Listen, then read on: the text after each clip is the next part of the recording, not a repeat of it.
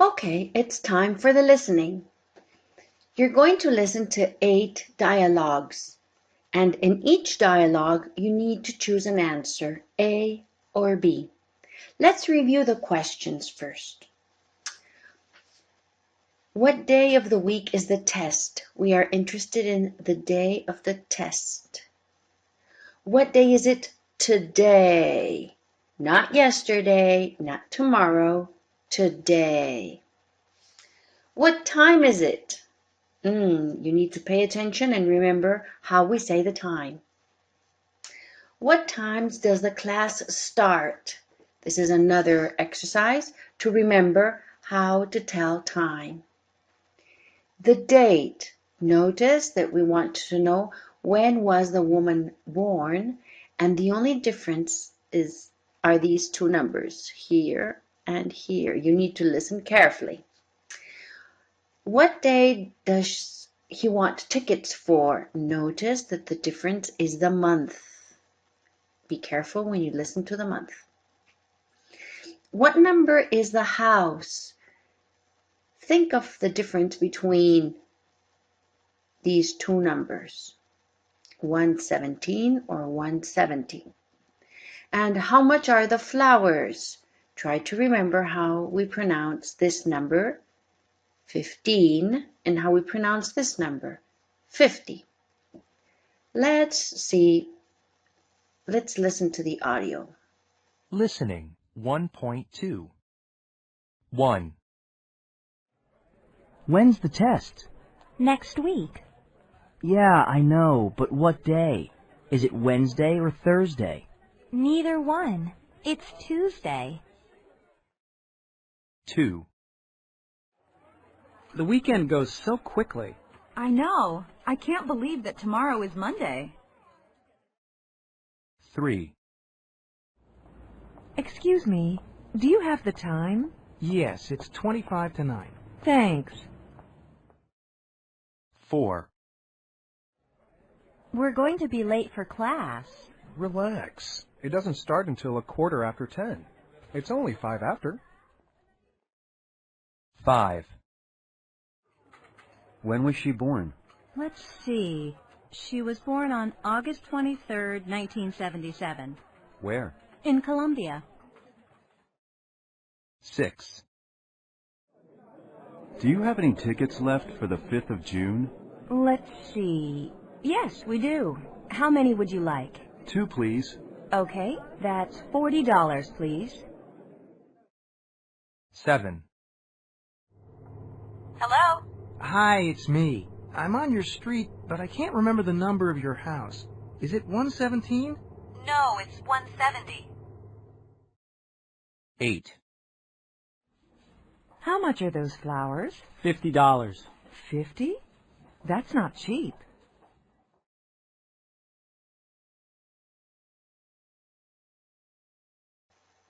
Okay, now check your answers. Now it's time for the classroom language. You need to complete the teachers' and the students' phrases. Remember, a phrase is not one word, it's a few words. So, please your cell phone. Sorry, could you that, please? For example, please turn off your cell phone, or please put away your cell phone. And the student says, sorry, could you repeat that, please? Yeah, now not as a joke, but for study purposes. This section is called You Hear. These are typical things that you as a student hear because the teacher says them many times. Match the phrases and the pictures. Here are the pictures. Here are the phrases. Let's review these phrases. Ask and answer the questions. Don't write. In English, don't speak Spanish, please. Go to page 33. Write down the words. Sit down. Stand up. Look at the board. Turn off your cell phone, please. Work in pairs. Silence, please. Okay, you are ready to match picture number 1. After I count to 3 in my head, I will reveal the answer. Picture number 1. Yes, work in pairs. Picture number 2. In English, don't speak Spanish, please. Picture number 3. Turn off your cell phone, please. Picture number 4. Write down the words. Picture number 5. Don't write. Picture number 6. Stand up. Picture number 7. Sit down. Picture number 8. Look at the board. Picture number 9. Go to page 33. Picture number 10. Ask and answer the questions. And picture number 11. Silence, please. Okay, now these are things that you as a student say in class. And again, you need to match the phrases. Here you have one half, and here is the other half. Number 1 is done for you. How do you say this in English? And the answer is a sheep, because this is a sheep. Okay. How do you spell it? How do you spell that word? S-H-E-E-P.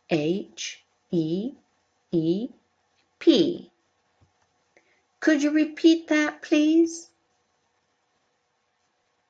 Yes, S-H-E-E-P.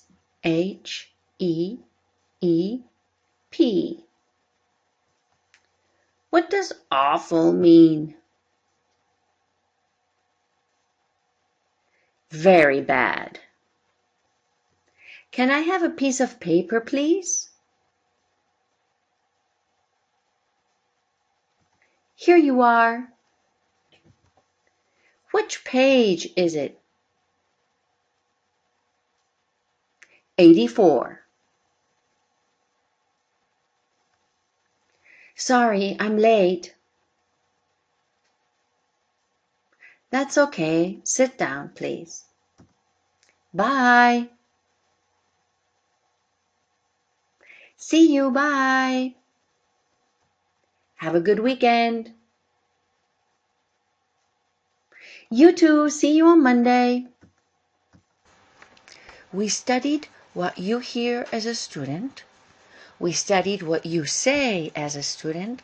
And now what we are going to study, what you read as a student. You need to learn some vocabulary terms by matching instructions and pictures. Here are the instructions, and we have verbs. Verbs like circle, cross out, copy, match, underline, check, put, cover, complete, and choose. And we have some pictures. Let's start.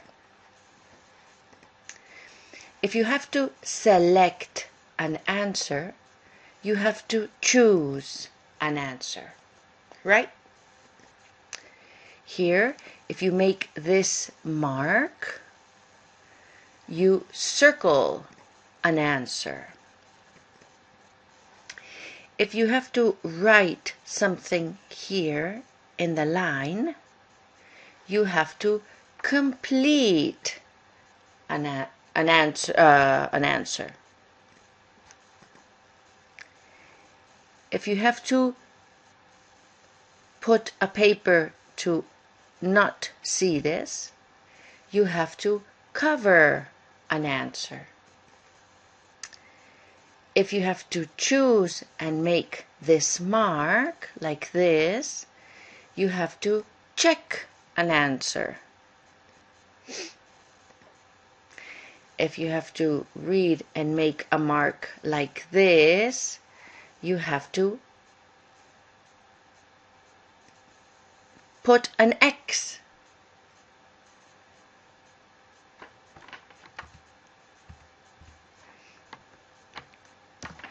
If you need to make a mark like this, you have to put an X at an answer. If you have to put a line like this over the text, you have to cross out an option. Not the answer. Usually the answer is a good one. Usually you cross out an option, the incorrect option. If you have to correspond one thing and another thing, you have to match options. If you have to do something similar or identical, you have to copy the rhythm. And finally, if you have to make a line under a word, you have to underline an answer.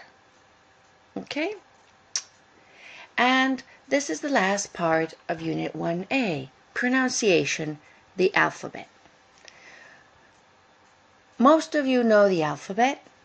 If you don't know the alphabet, you have to get online and learn it. And here you have a link, an option. This link is called English Alphabet and Spelling Names, Address, and Giving Email. But basically, any video that will help you learn the alphabet is fine. It is your job. But to be able to check if you know the alphabet, here we have an English sentence. That quick brown fox jumps over a lazy dog. If you can spell that sentence, you know the alphabet, because this sentence has all the letters in the alphabet. I will go through this sentence. T, H, A, T, Q, U, I, C, K, B, R, O, W, N, F, O, X, J, U, M, P, S, O, V, E, R, A, L, A, Z, Y, D, O, G. If you did that with the same rhythm and speed as the model, you know the alphabet. And that is the end of Unit 1A, and we start Unit 1B. Remember, this is video number 1, English for Future Teachers, Level 3. We studied Unit 1A, now we will study 1B, and these are the materials you need to prepare for Class 2. Here we have a general view of Unit 1B, and let's see in detail, let's analyze what we will study. Remember, Unit 1B is Who Knows You Better? And we will study simple present, family personality adjectives, and the pronunciation of the third person singular in simple present, and the plural S in nouns. We will do this by studying vocabulary,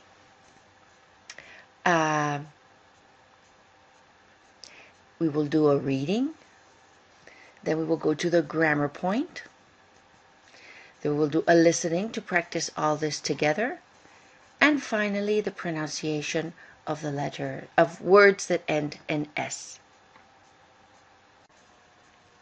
Let's start the unit.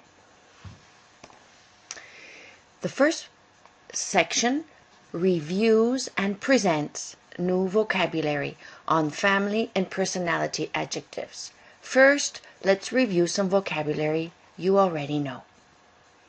Can you remember these words? What is the opposite of thin or slim? What's your brother's wife? what's the name for the word for your brother's wife? And for your sister's daughter? And for your mother's brother? Can you remember your aunt's children? What is the relationship to you? Light hair is the opposite of what hair? And when we talk about people, what is the opposite of short? And what word do we use to describe your brothers, your sisters, your cousins, etc.? Here you have a grid from a crossword puzzle. And if you want, you can stop the video here to try to complete it. If not, at the count of 5, I will start providing the answers.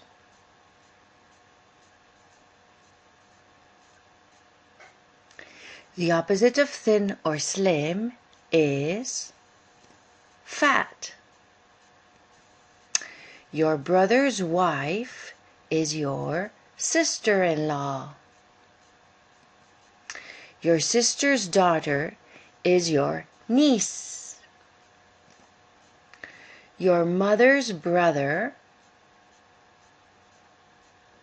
is your uncle. Your aunt's children are your cousins. Light hair is the opposite of dark hair. The opposite of short, when describing a person, is tall. And your brothers, your sisters, your cousins, etc. are your family. As you can see, here we have a word. This is the mystery word. The mystery word is friendly. Friendly is an adjective to describe personality. Let's study a few more. You will need to match some adjectives and some definitions. Then we will need to introduce the opposite of that personality adjective, and you will need to study this on your own. So, we have some adjectives here. 1, 2, 3, 4, 5, 6 adjectives, and some definitions, and we need to match them. So, a person who talks a lot is talkative.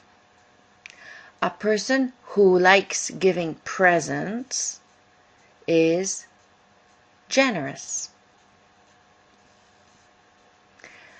A person who never does any work is lazy. A person who makes people laugh is funny. A person who is open and nice is friendly. And a person who is nervous and uncomfortable meeting new people is shy. And now let's work on the opposites. The opposites are in this section, and we need to match them with the opposite adjective. So, a person who doesn't talk a lot is quiet. A person who doesn't like giving presents is stingy.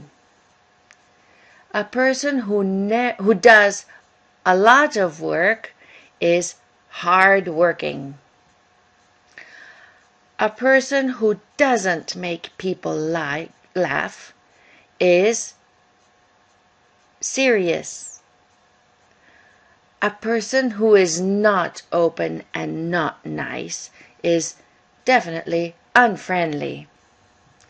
And a person who isn't nervous or uncomfortable meeting new people is outgoing. And now let's do the reading with listening. This is the text we are going to read. Let's look at it with a little detail. First, we have a title. Who knows you better, your family or your friends? Then we have this section of text, and we have a second section of text. If we look at the second section of text, we can see that it starts and it finishes with quotation marks. This means that this text is not a description, it is said by a person. It is a person's experience or opinion. And if you look at it, you can see I. This is what one person says. It is full of I. If you look at the text over here, that doesn't happen. There is no I.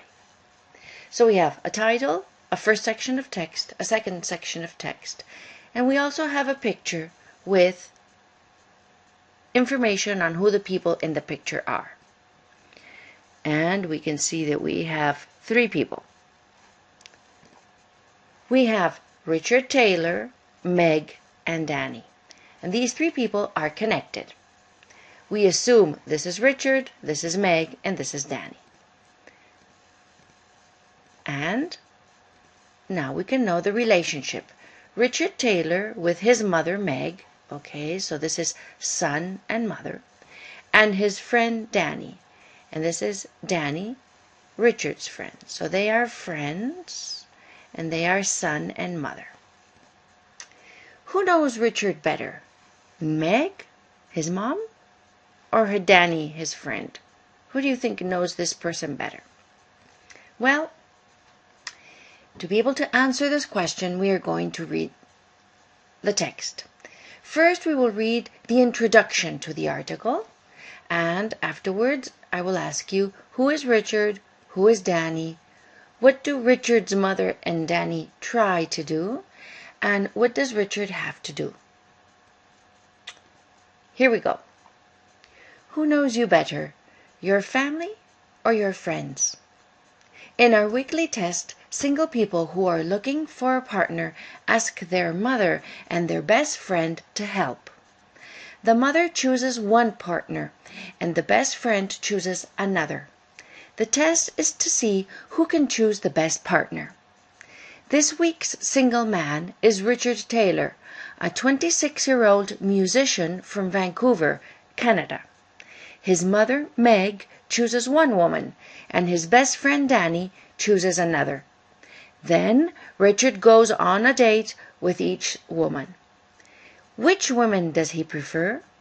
Who knows him better, his mother or his best friend? Who chooses the right woman for him? If you remember, the questions we needed to answer were, who is Richard? And the information is here. Who is Danny? And the information is here. What do Richard's mother and Danny try to do? There is the information. And what does Richard have to do? And there is the information. There is the information, but now you have to write it or say it as an answer. So, who is Richard? Richard is a musician. He is 26 years old. He is from Vancouver. Who is Danny? Danny is Richard's best friend. What do Richard's mother and Danny try to do? They try to choose the right woman for Danny. And what does Richard have to do? Richard has to go out on a date with each woman. In the next section, we will read the quote. We need to know who is talking, and after we read this, we will need to answer true or false. Okay? So, I usually work in Canada, but sometimes I work abroad too. When I'm not working, I like going to the movies and eating in nice restaurants. I don't like sports very much, and I don't exercise, but at least I don't smoke. I think I'm open and friendly. I get along well with most people, but I can be kind of shy too. For example, I don't like going to parties. I prefer to meet friends individually or in small groups. I like intelligent, funny women who make me laugh, and ideally who love music. Physically, I prefer women with dark hair who are not taller than me, and I like women who are good listeners. I'm sure that my friend Danny knows me better than my family because we often talk about girlfriends and the problems we have. I don't usually talk to my family about that kind of thing. My mom always says I look for the wrong kind of women, but that's what mothers always say. That was the text, and now we need to go through the true and false sentences. He sometimes travels for his job. I usually work in Canada, but sometimes I work abroad. If he works abroad, he sometimes travels for his job. He's friendly and outgoing. Well, I'm open and friendly, and I get along well with most people. So yes, I think he's friendly and outgoing. He likes music and parties. I don't like going to parties, so that is false. He prefers women who are shorter than he is. I prefer women with dark hair who are not taller than me, so that is true. He likes women who talk a lot. And I like women who are good listeners. Well, we have to understand that if they are good listeners, they can't talk a lot, so that would be false. He doesn't talk to his family about women. I usually don't talk to my family about that kind of thing. And that kind of thing is girlfriends and problems. So he doesn't talk to his family is true. And his mother doesn't think he's good at choosing girlfriends. My mom always says that I look for the wrong kind of woman. So, yes, his mother doesn't think he's good at choosing girlfriends is true. 3. Grammar point. Simple present. Before we review the simple present in affirmative and in negative, let's review the questions for simple present that we studied in the previous unit. Here we have 6 exercises. Each exercise is an incomplete question and an answer. You need to complete the question. To be able to complete the question, you need to read the answer and think what is the question. And make sure that you follow our chart. Let's check the first one. Where? In Vancouver, Canada. The question is, where does he live? And this follows the rules of word order in questions. Where, question word, does, auxiliary, he, subject, live, the base form. Let's do the others. What do? He's a musician. How do we ask in English the activity of a person? We ask by asking, what does he do? Where in Canada and abroad? We want to know about work. So the question is, where does he work? Smoke? No, he doesn't. We want to know about his habits and smoke. So the question is, does he smoke? No, he doesn't. Exercise much? No, he doesn't. We want to know his routine about exercise. So the question is, does he exercise much? No, he doesn't. Number 5. What kind of women? Intelligent and funny ones. We are interested in asking the kind of women that interest him. So we ask by saying, what kind of women does he like? Intelligent and funny ones. And number 6, to his mother about girls? No, he doesn't. And the question is, does he talk to his mother about girls? No, he doesn't. This was a review of the questions in simple present. But now let's study simple present affirmative, negative, questions, short answer that is affirmative, and short answer that is negative. Remember, in English, we need to sound polite. We can't say yes or no. We need yes plus something or no plus something. Remember, we need in affirmative, I, you, we, and they is just the base form, but he, she, it is the base form plus s. In negative, we always need an auxiliary, and the auxiliary has the s. The verb is in the base form. For questions, we need an auxiliary, do or does. Do for I, you, we, they.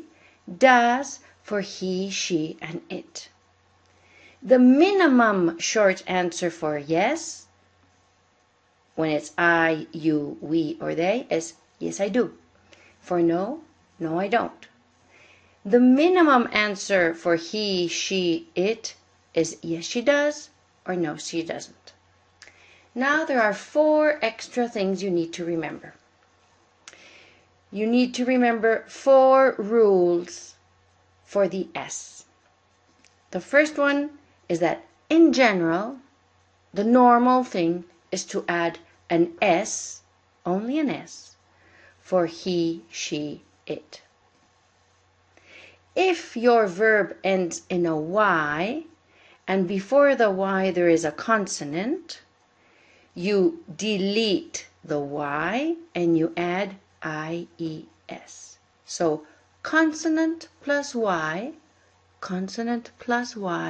changes a little. Another rule you need to remember is that verbs that end in sh, s, ch, and x, you need to add ES. And we have some verbs that are a little irregular, and they are very normal verbs. Go, goes, do, does, have, has. So you have 1, 2, 3, 4 things to remember. This is the normal situation. A special situation with a verb that ends in consonant Y. A special situation for verbs that end in sh, s, ch, x. And 3 irregular verbs. When do we need this simple present? We need simple present when we talk about things we do every day, every week, every year, or things that are always true. When we talk about every day, every week, every year, we usually talk about frequency. So many times when we use the simple present, we need adverbs and expressions of frequency. Last year, we studied adverbs like always, often, sometimes, usually, hardly ever, and never. When you use these adverbs of frequency, the adverb of frequency usually go before the main verb. So, he never goes out. I can say he goes out without an adverb, but if I use an adverb, he never goes out. He always goes out. But not after the verb. He goes never out. No, that is incorrect. So adverbs of frequency usually go before the main verb, except for the verb to be. She's always late. Here's the verb to be, and the adverb is after the verb. Not she always is late. No, she's always late. He's never home. Okay?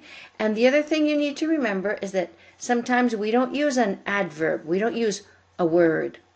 We use an expression like every day, once a week, and those go at the end of the sentence. I have English classes twice a week. We don't say twice a week I have English classes, or I have twice a week English classes. No, if it is an expression, to the end.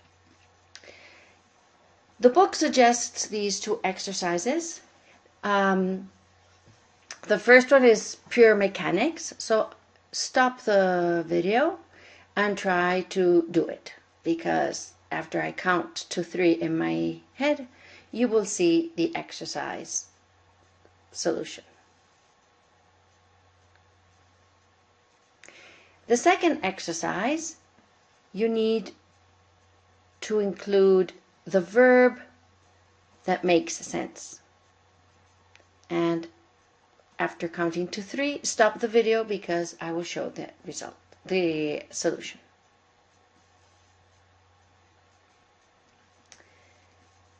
Okay, remember we were talking about Richard Taylor, his mother Meg, and his friend Danny. And they were going to choose girls for him. Okay, well, his friend's choice is Claire, and his mother's choice is Rosa. Here they are. Here is Claire, and here is Rosa. Which do you think he will like better? Claire or Rosa? You're going to listen to Richard talking about what happened when he met Claire and what happened when he met Rosa. First, what happened when he met Claire? Listening 1.3. I was very optimistic when I went to meet Claire. My first impression was that she was very friendly and outgoing. Physically, she was my type. She was rather slim and not very tall, with long dark hair. Very pretty. And she was very funny, too. She had a great sense of humor. We laughed a lot. But the only problem was that Claire was very talkative. She talked all the time, and I just listened. She wasn't very interested in me. At the end of the evening, I knew everything about her, and she knew nothing about me. Claire was the kind of woman I could have as a friend, but not as a girlfriend. Does he like Claire? He likes her as a friend, but not as a girlfriend. Okay, now let's listen to Rosa. Listening 1.4. When I first saw Rosa, I couldn't believe it. I thought, wow, thanks, Mom. She's very attractive. She has short dark hair, and she's fairly tall. She's Mexican, from Guadalajara, but her English was fantastic. At first, she was a little shy, but when we started talking, we found we had a lot of things in common. We both liked music, good food, and traveling. We got along really well. We didn't stop talking for the whole evening. When it was time to go, I knew I really wanted to see Rosa again, and I asked her to go on another date. But she just smiled at me and said in her beautiful Mexican accent, "Richard, you're very sweet, but I'm sorry, you're not my type."